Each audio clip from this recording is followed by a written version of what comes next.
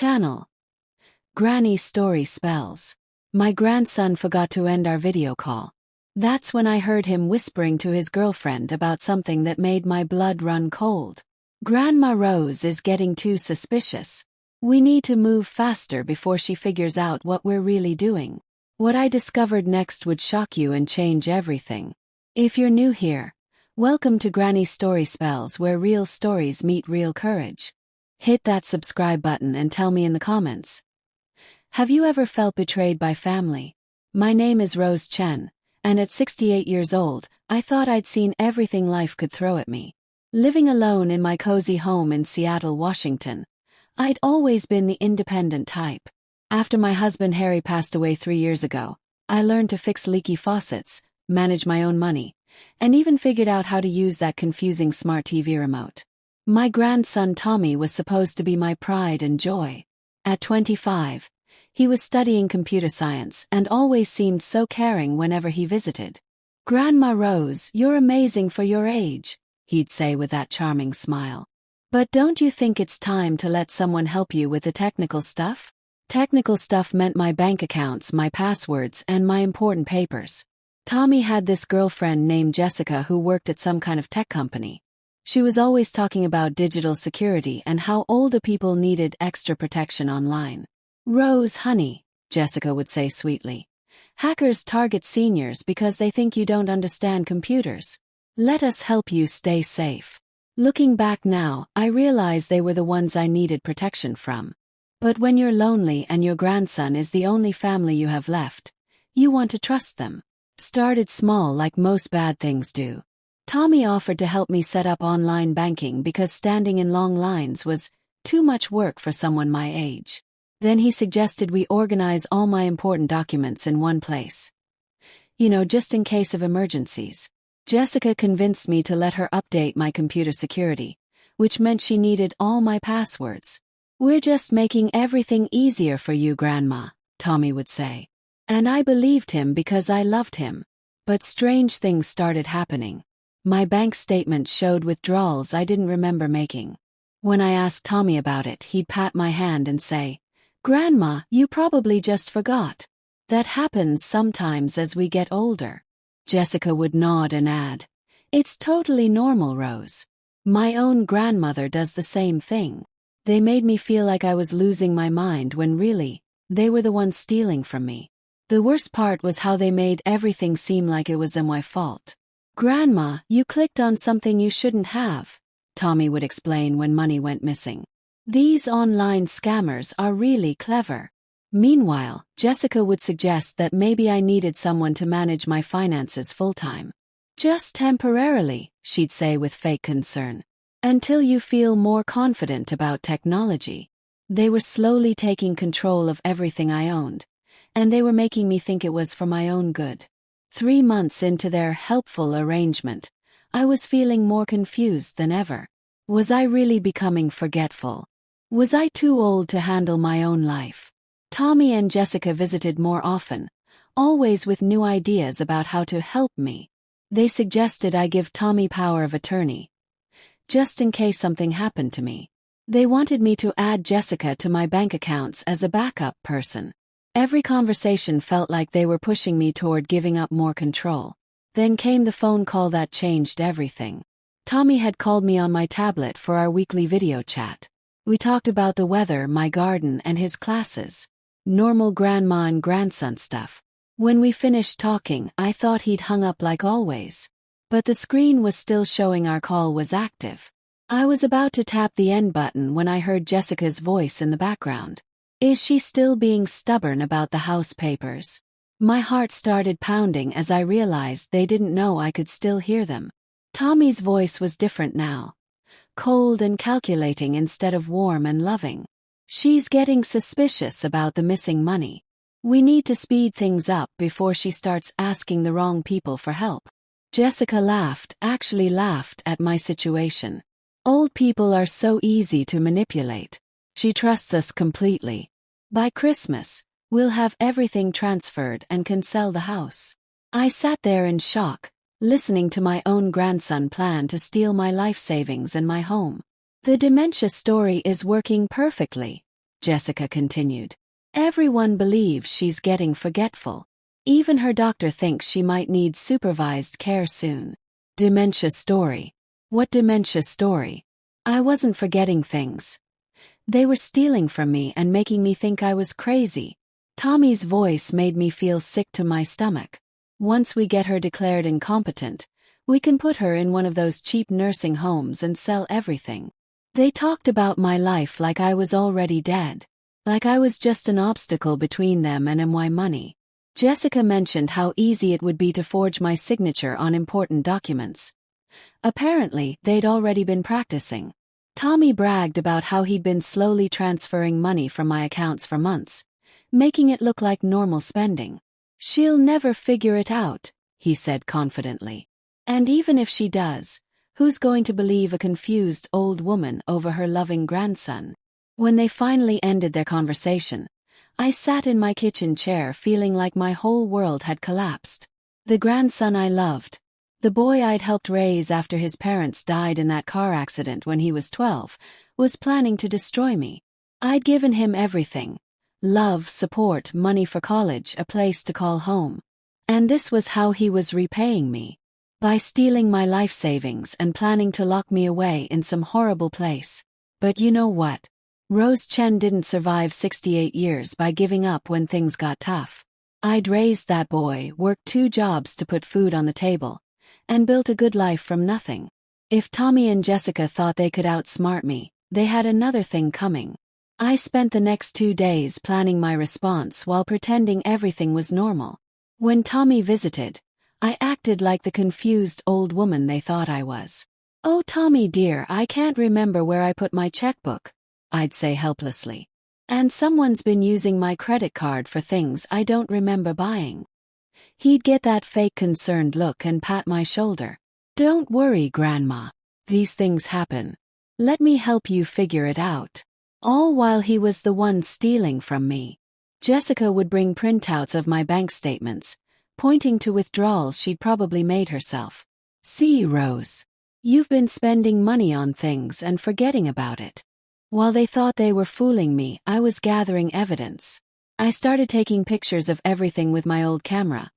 The one Tommy thought I was too confused to use properly. I photographed my real bank statements before they could replace them with fake ones. I recorded our conversations using an old tape recorder hidden in my purse. Most importantly, I called my friend Martha, who used to work at the bank before she retired. Martha was shocked when I told her what was happening. "Rose, honey, this is serious fraud. We need to call the police right away." But I had a better idea. If Tommy and Jessica wanted to play games, I was going to beat them at their own game. Martha helped me open a new bank account at a different bank, one where Tommy and Jessica had no access. We transferred most of my money there, leaving just enough in the old account to make them think everything was normal. Then I did something that would terrify them more than any police report could. I disappeared. Early one Tuesday morning, I packed a small bag and left my house like I was just going grocery shopping. Instead, Martha picked me up at the corner and drove me to her daughter's cabin by the lake, a place Tommy had never been to and didn't know existed. I left my cell phone at home so they couldn't track me. For the first time in months, I felt free. The plan was simple. Let Tommy and Jessica panic when they couldn't find me. Let them worry that their cash cow had disappeared just when they were ready to steal everything. Martha would keep an eye on my house and report back on their reactions. Meanwhile, I contacted a lawyer who specialized in elder abuse. Yes, that's a real thing, and it happens more than you'd think. The lawyer was amazed by the evidence I'd collected. "Mrs. Chen, this is one of the most thorough documentation cases I've ever seen," she told me. "Your grandson and his girlfriend are looking at serious jail time." While I was at the cabin, enjoying the peace and quiet for the first time in months, Tommy and Jessica were going crazy trying to find me. Martha called me every day with updates that made me laugh despite everything. "They've been to your house 6 times today, Rose. Tommy's calling everyone, pretending to be worried sick." Jessica had even called the police to report me as a missing person, which was hilarious since she'd been planning to make me disappear herself. But the police couldn't do much since I was an adult who'd left willingly. Martha told them I was visiting family out of town and would be back soon. The look of panic on Tommy's face when he heard that was apparently priceless. "They're scared, Rose," Martha reported.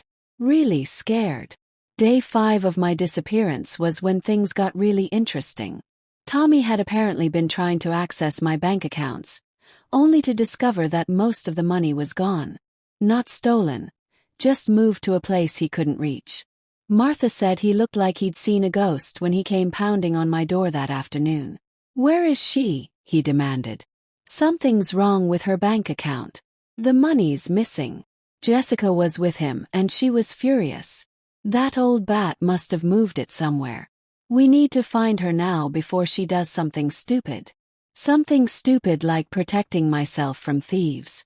Martha played her part perfectly, acting confused and worried. "Oh my, I hope Rose is okay. Maybe she went to visit her cousin in Portland." Of course I didn't have a cousin in Portland, but they didn't know that. By day 10, Tommy was desperate enough to do something really stupid. He tried to use forged documents to access my accounts, not knowing that my lawyer and the bank were already watching for exactly that. The moment he walked into the bank with fake power of attorney papers, security cameras recorded everything. He even brought Jessica as a witness to confirm his story about my declining mental health. The bank manager played along, asking lots of questions while Tommy dug his grave deeper and deeper. "When did your grandmother sign these documents?" the manager asked innocently. Tommy had to make up dates and details on the spot.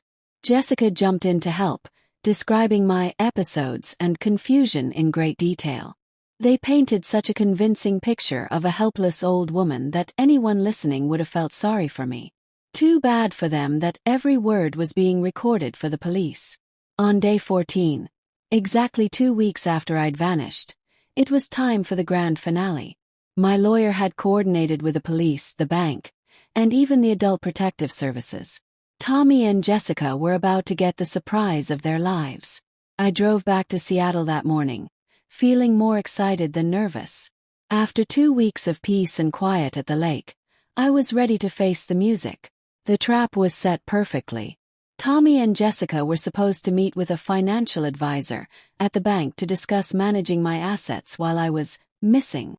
What they didn't know was that the meeting was actually with Detective Morrison from the Financial Crimes Unit. When I walked into that conference room, the expressions on their faces were worth everything I'd been through. Tommy's jaw dropped so far it practically hit the table. Jessica turned white as a sheet. "Grandma Rose," Tommy stammered. "Where have you been? We've been so worried." His acting was terrible now that he knew he was caught. I sat down calmly and smiled at Detective Morrison. "Sorry I'm late, officer. Traffic was terrible coming back from my vacation." The word vacation made Jessica flinch like I'd slapped her. Detective Morrison had been briefing them on the charges they were facing: financial elder abuse, identity theft, attempted fraud, and conspiracy. The evidence was overwhelming: recordings, photographs, bank records, and witness statements. Tommy tried to play the innocent grandson card one more time. "This is all a misunderstanding. I was just trying to help my grandmother." But when Detective Morrison played the recording of their conversation about putting me in a cheap nursing home, that excuse died pretty quickly. Jessica's reaction was even better. She actually tried to blame Tommy for everything. "He made me do it. I never wanted to hurt anyone." But we had evidence of her forging signatures and creating fake medical records about my supposed dementia. She'd been the mastermind behind the whole operation, using Tommy's relationship with me to gain access to my finances. The betrayal hurt, but seeing justice served felt amazing. The legal proceedings moved faster than I expected. Tommy pleaded guilty to financial elder abuse and fraud, getting 3 years in prison and 5 years probation. Jessica, who had been the ringleader, got 5 years in prison for conspiracy, fraud, and identity theft. They also had to pay back every penny they'd stolen, plus damages. My lawyer made sure they understood that elder abuse is a serious crime with serious consequences. But the real victory wasn't sending them to jail. It was proving that seniors aren't easy targets when we stick up for ourselves. After the trial, I decided to do something positive with my experience. I started volunteering with a senior center, teaching other older adults how to protect themselves from financial scams. Martha and I created workshops about recognizing the warning signs of elder abuse, especially when it comes from family members. We called our program Silver Shield, and it's helped dozens of seniors avoid situations like mine. We teach people how to keep their passwords safe, how to recognize manipulation tactics, and most importantly, how to trust their instincts when something feels wrong. Too many older adults ignore their gut feelings because they don't want to seem paranoid or suspicious of family members. The hardest part of this whole experience wasn't losing money or feeling betrayed. It was losing the grandson I thought I knew. Tommy had been such a sweet boy, and I'd loved him like my own son. But somewhere along the way, he'd chosen greed over family, and that choice had consequences. I never visited him in prison, and I didn't respond to his letters asking for forgiveness and money for his legal appeals. Some people might think that sounds harsh, but trust is like a precious vase. Once it's broken, you can glue the pieces back together, but it's never the same. Tommy had his chance to be a loving grandson, and he chose to be a thief instead. Those choices have consequences that last a lifetime.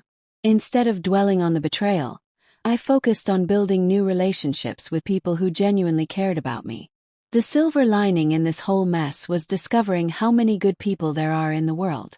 Martha, who dropped everything to help me when I needed it most. Detective Morrison, who treated my case with respect and thoroughness. My lawyer, who fought to make sure Tommy and Jessica faced real consequences.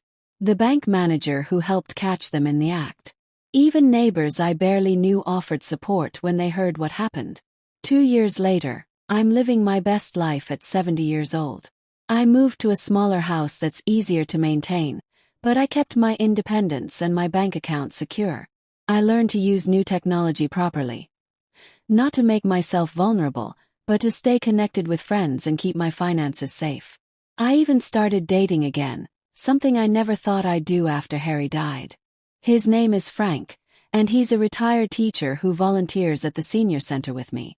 We met during one of our Silver Shield workshops, where he was helping other seniors learn about online safety. Frank lost money to a telephone scam a few years ago, so he understands how it feels to be targeted by people who think seniors are easy marks. We look out for each other now, which is what real caring looks like. I still get angry sometimes when I think about what Tommy and Jessica tried to do to me. They didn't just steal money. They tried to steal my dignity, my independence, and my future. They wanted to make me doubt my own mind and lock me away so they could enjoy the life I'd worked so hard to build. But anger can be fuel when you use it for good purposes. Every senior citizen I help protect makes Tommy's betrayal mean something positive. The Silver Shield program has expanded to 3 different senior centers now, and we're working with local police to train officers about elder financial abuse. Many cops don't realize how common this crime is or how to investigate it properly. We teach them to look for the warning signs. Sudden changes in banking habits, new people controlling an older person's finances, or seniors who seem confused about money they should understand. Last month, we helped save an 82-year-old man whose daughter was slowly draining his retirement account. The month before that, we caught a home health aide who was stealing jewelry and selling it online. Elder abuse happens every day, and most of it goes unreported because victims are embarrassed or don't know where to get help. That's why education and awareness are so important. I've also become something of a local celebrity. Not exactly what I expected at my age. The newspaper wrote an article about my story, and I've been interviewed on 2 radio shows about elder financial abuse.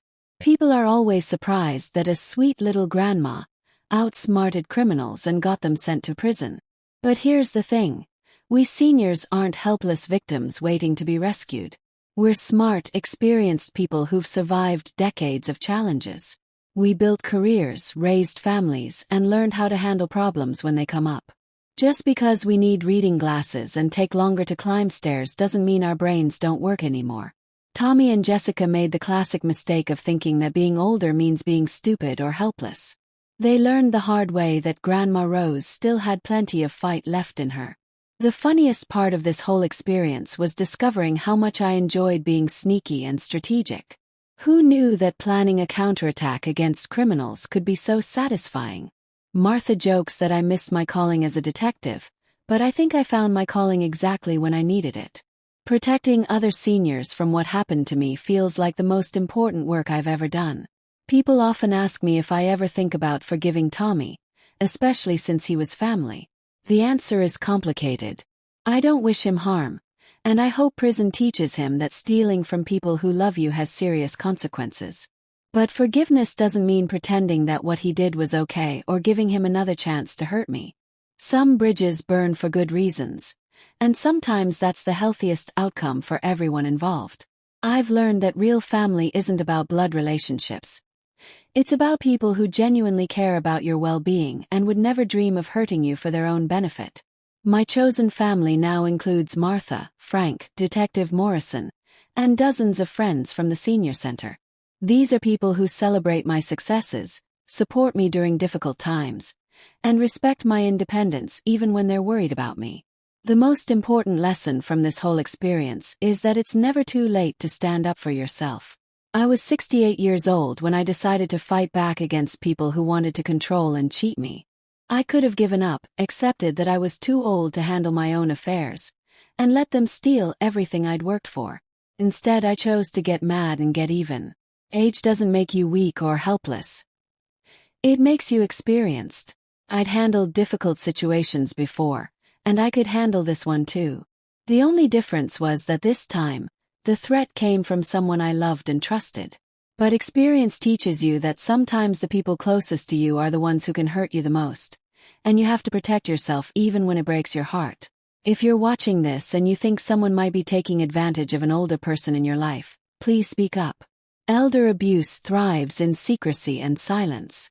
Ask questions if something seems wrong. Offer to help review financial statements or go to medical appointments. Sometimes victims are too embarrassed to ask for help, or they don't realize they're being manipulated until it's almost too late. And if you're a senior who's worried about becoming a target, trust your instincts. If someone's offer to help makes you uncomfortable, there's probably a good reason for that feeling.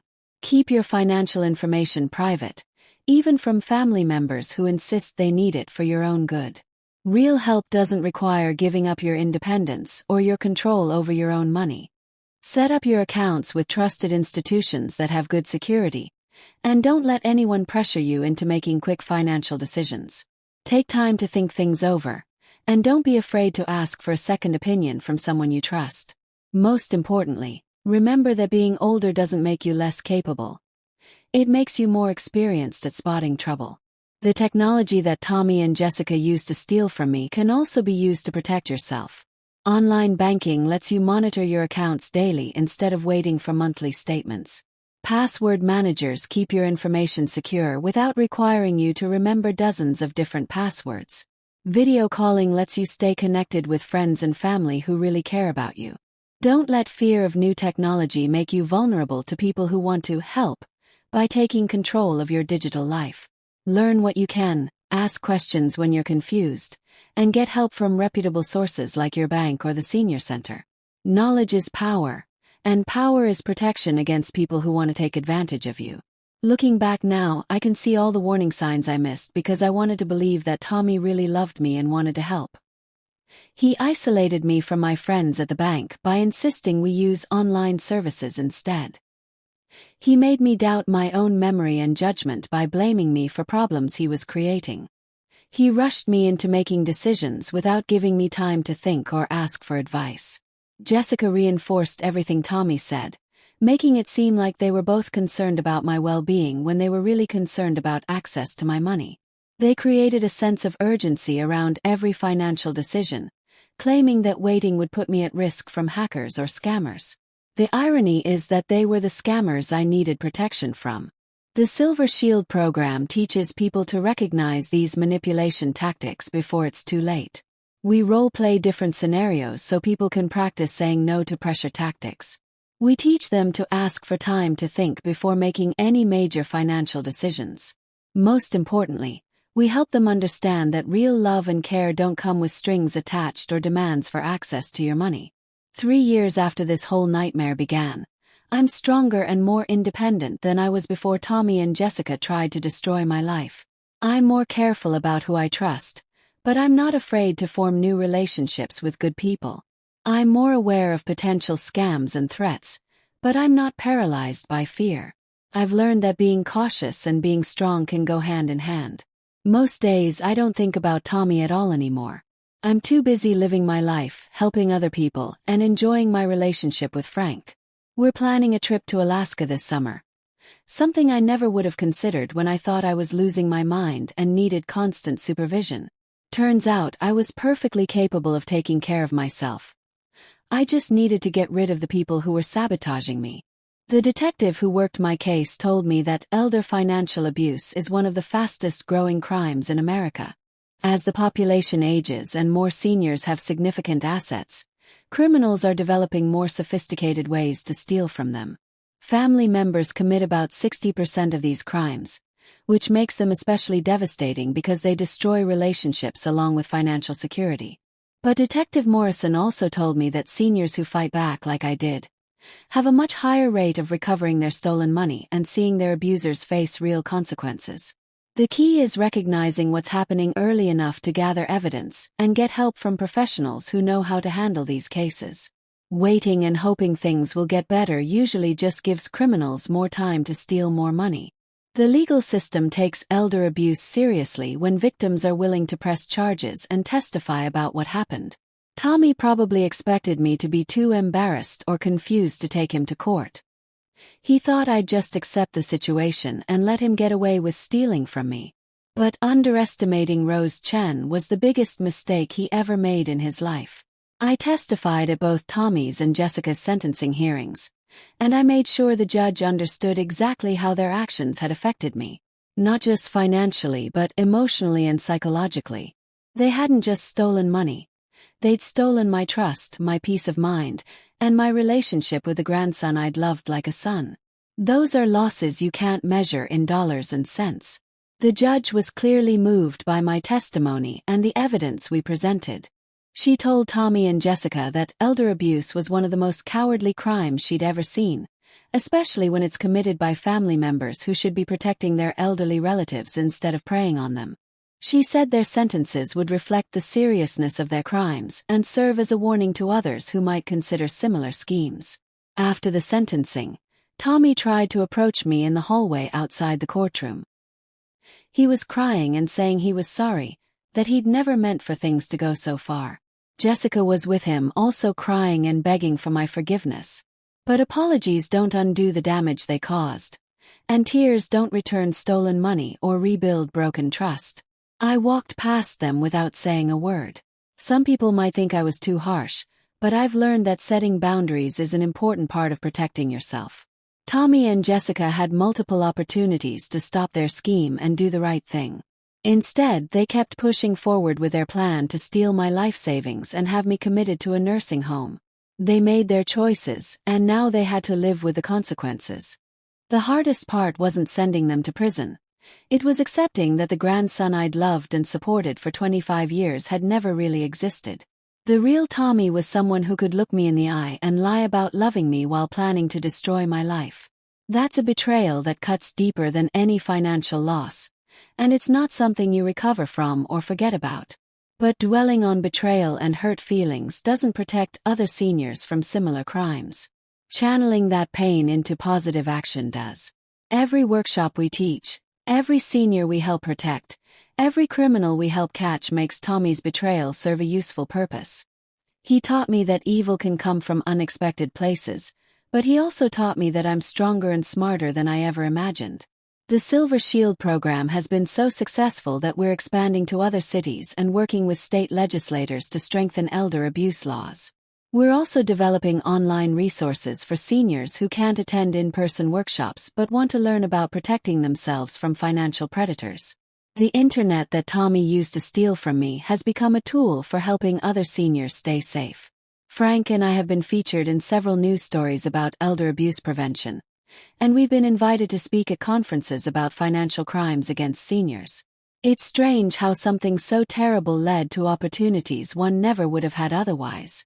I've discovered that I'm a pretty good public speaker, and I enjoy educating people about a topic that's so important but often ignored.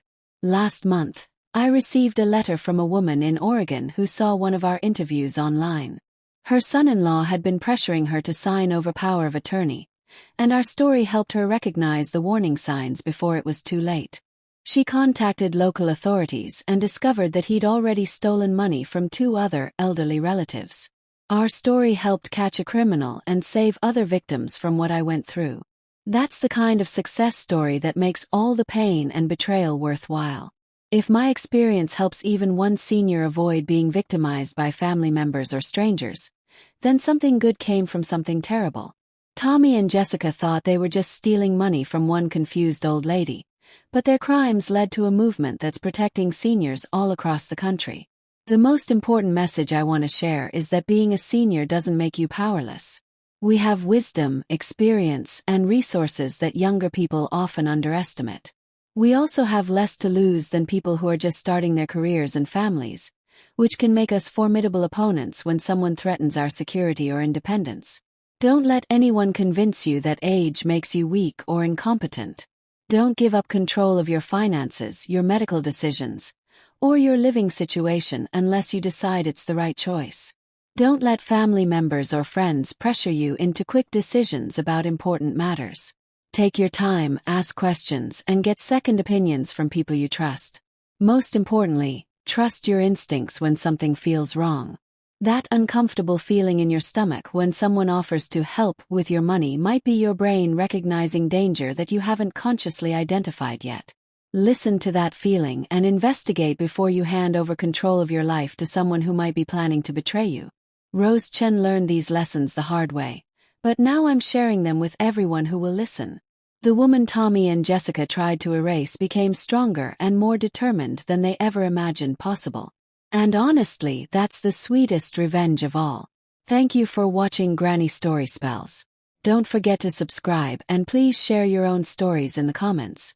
Your voice and your experience matter more than you know.